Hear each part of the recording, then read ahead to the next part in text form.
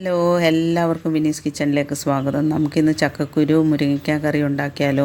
അതിനുവേണ്ടി ഞാൻ കുറച്ച് ചക്കക്കുരു എടുത്തിട്ടുണ്ട്. അതിൻ്റെ തോട് കളഞ്ഞ് എടുത്തിരിക്കുകയാണ്. ഈ തോട് കളയണ്ട, അതിൻ്റെ വൈറ്റ് തോട് മാത്രം കളഞ്ഞാൽ മതി. എന്നിട്ട് കഴുകി വൃത്തിയാക്കി എടുത്തിട്ടുണ്ട്. പിന്നെ 3 മുരിങ്ങയ്ക്ക ചെറുതായിട്ട് ഇതുപോലെ അരിഞ്ഞ് കഴുകിയെടുത്താണ്. പിന്നെ ഒരു 10 ചെറിയ ഉള്ളി, ഒരു 5 അല്ലി വെളുത്തുള്ളി.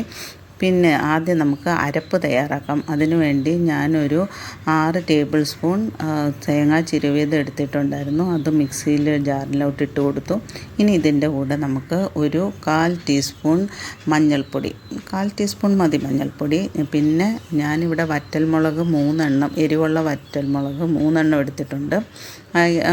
മുളക് തന്നെ ഇടണമെന്നില്ല, മുളക് പൊടിയായാലും കുഴപ്പമില്ല. ഒരു 3/4 ടീസ്പൂൺ മുളക് പൊടി ഇട്ടാലും മതി. പിന്നെ ഒരു 1/4 ടീസ്പൂൺ കാശ്മീരി ചില്ലി പൗഡർ ഇട്ടു. അത് കഴിഞ്ഞിട്ട് ഞാൻ 5 അല്ലി വെളുത്തുള്ളിയും പിന്നെ 2 ചെറിയ ഉള്ളിയും ഇട്ടിട്ടുണ്ട്. എന്നിട്ട് ആവശ്യത്തിന് വെള്ളം ഒഴിച്ചിട്ട് നമുക്ക് നന്നായിട്ട് അരച്ചെടുക്കുമ്പോൾ അത് പേസ്റ്റ് രൂപത്തിൽ അരയ്ക്കേണ്ട, ഇച്ചിരി തരിതരിയായിട്ട് അരച്ചെടുത്ത് മാറ്റി വയ്ക്കാം. ഇനി നമുക്ക് ചക്കക്കുരു നീളത്തിൽ അരിഞ്ഞു, പിന്നെ മുരിങ്ങയ്ക്ക നമ്മൾ അരിഞ്ഞ് അത് പകുതിയാക്കി വരിഞ്ഞ് എടുക്കണം. അതും ചക്കക്കുരുവും 2 കഷ്ണമാക്കി നീളത്തിൽ അരിഞ്ഞതും. പിന്നെ ഇത് മുങ്ങിക്കിടക്കുന്ന രീതിയിൽ വെള്ളം ഒഴിച്ചിട്ട് നമുക്കിത് വേവിക്കാം. ചക്കക്കുരു കുക്കറിലിട്ട് വേവിച്ചാലും കുഴപ്പമില്ല, പക്ഷെ അതങ്ങ് ഒരുപാട് ഉടഞ്ഞു പോകും. ഇതിന് ഉടഞ്ഞു പോകരുത്. അപ്പം ചക്കക്കുരുവും മുരിങ്ങയ്ക്കയും പകുതി വെന്ത് കഴിയുമ്പോൾ ഞാൻ 2 ടേബിൾ സ്പൂൺ പരിപ്പ്, അത് തുവരപ്പരിപ്പോ അല്ലെങ്കിൽ കടലപ്പരിപ്പോ ഏത് പരിപ്പായാലും മതി. അത് 2 ടേബിൾ സ്പൂൺ വേവിച്ചത് ഞാൻ ചേർത്തു. പിന്നെ പുളിക്ക് വേണ്ടി ഞാനിവിടെ ചെറിയൊരു മാങ്ങയുടെ പകുതി കഷ്ണം എടുക്കുന്നുള്ളൂ. പകുതി കഷ്ണം ചെറുതാക്കിയത് അതും കൂടെ ഇട്ട് 3/4 ടീസ്പൂൺ ഉപ്പും കൂടെ ഇട്ടിട്ട് നന്നായിട്ട് ഇളക്കി അതും കുറച്ച് നേരം വേവിച്ചിട്ട് നമ്മളൊരു 3/4 വെന്ത് കഴിയുമ്പോഴത്തേക്കും നമ്മൾ അരപ്പില്ലേ അതും കൂടെ ചേർക്കണം.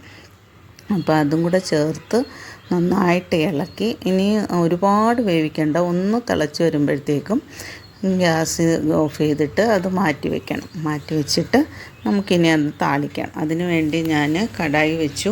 അതിനകത്ത് 2 ടേബിൾ സ്പൂൺ വെളിച്ചെണ്ണ ഒഴിച്ചു. വെളിച്ചെണ്ണ ഒന്ന് ചൂടാകുമ്പോഴത്തേക്കും കടുക് ഇടണം. ഒരു 3/4 ടീസ്പൂൺ കടുക് മതി. അതൊന്ന് പൊട്ടി തുടങ്ങാറാകുമ്പോഴത്തേക്കും ഉലുവ, ഒരു 1/4 ടീസ്പൂൺ ഉലുവ ഇട്ടു. ഉലുവ ഒന്ന് കളർ ചേഞ്ച് ചെയ്യുമ്പോഴത്തേക്കും നമ്മൾ ബാക്കി ചെറിയ ഉള്ളിയില്ലേ അത് റൗണ്ടായിട്ട് മുറിച്ചതും കറിവേപ്പിലയും കൂടെ ഇട്ടിട്ട് ഒന്ന് മൂപ്പിക്കണം. ഇതിൻ്റെ കൂടെ ഒരു വറ്റൽമുളക് കൂടെ മുറിച്ചിട്ടാലും കുഴപ്പമൊന്നുമില്ല.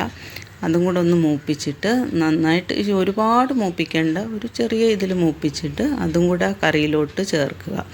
എന്നിട്ട് കുറച്ച് നേരം ഒന്ന് അടച്ച് വെക്കണേ. ഞാനിവിടെ ഇതിൻ്റെ വീഡിയോ എടുക്കണമല്ലോ എന്ന് വിചാരിച്ചിട്ടാണ് അടച്ച് വെക്കാനത്.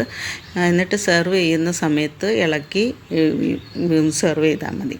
നല്ലൊരു കറിയാണ്. എല്ലാവരും ട്രൈ ചെയ്ത് നോക്കുമെന്ന് വിശ്വസിക്കുന്നു. ഇഷ്ടപ്പെട്ടെങ്കിൽ ലൈക്ക് ചെയ്ത് ഷെയർ ചെയ്ത് സബ്സ്ക്രൈബ് ചെയ്യണേ. വേറൊരു വീഡിയോയിൽ കാണുന്നത് വരെ ബായ്. Thank you.